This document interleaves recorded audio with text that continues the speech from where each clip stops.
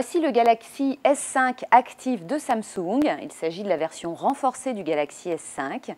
Cet appareil est vendu 540 € chez Orange et chez Sosh en exclusivité.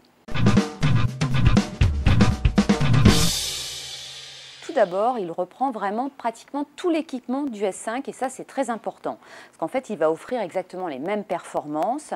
C'est un smartphone qui est ultra puissant, qui est ultra endurant. On a la même fluidité de navigation que sur le S5. Au niveau de l'équipement, il y a juste quelques petites différences, à savoir le port ici qui est de l'USB 2.0 et pas de l'USB 3.0 comme sur le S5. Et d'autre part, il y a la disparition du capteur d'empreinte en façade. L'autre atout évident du S5 Active, c'est bien entendu son caractère renforcé. C'est un appareil qui répond à la norme IP67, c'est-à-dire qu'il est résistant à la poussière, à l'eau, à des petits chocs. Et il répond aussi à un standard américain, un standard militaire, le 810G, c'est-à-dire qu'il va pouvoir résister à des températures très basses ou très hautes. Et il résiste également à un taux d'humidité très important, jusqu'à 95%.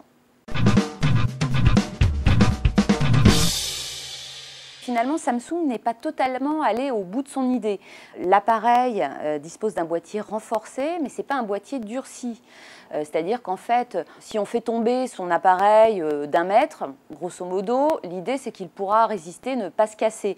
Si par contre on le fracasse par terre ou si on le jette d'un étage, il est évident que l'appareil risque d'être endommagé.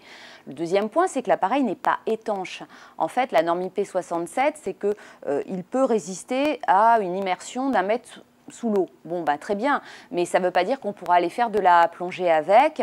L'idée, c'est qu'en sortie, s'il pleut, l'appareil finalement puisse résister aux gouttes. En conclusion, ce smartphone, il est très bien. On le réservera à des personnes qui pratiquent des sports de plein air, mais clairement, on évitera de l'emmener pour une petite excursion plongée tuba avec soi.